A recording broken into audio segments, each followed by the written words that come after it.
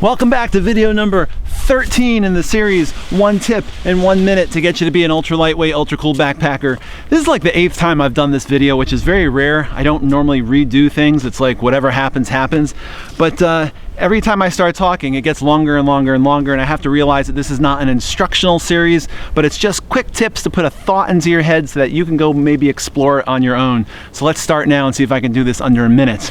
So in under a minute, try sleeping in something other than a tent. So many times people start backpacking, they get their tent, and you stay in a tent for the rest of your life. This is not even going to go the way of hammocks. I love my lightweight hammock system. I have a video on that on this channel. Love sleeping in a hammock. But the other thing that I've loved sleeping in more and more recently are bivvies. There are all sorts of super lightweight bivvies that you can buy that are cheap and inexpensive. This one is Survive Outdoors Longer Bivy. I think this is only like 6 or 7 ounces. You can get something that's in the $40 range.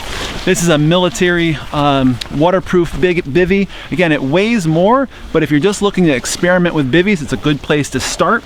And if you're also looking for a good place to start, is pick a weekend where there's no rain and just cowboy camp with your bivy. Start there, and then you can move up to possibly getting a tarp and putting it underneath a tarp.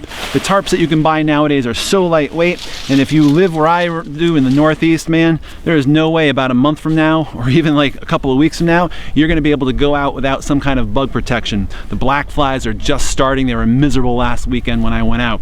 And so even if you put the tarp and the bivy and the bug net together, you're still probably only at about 1 pound worth of gear right there. So think outside the tent, try something else, go bivy camping.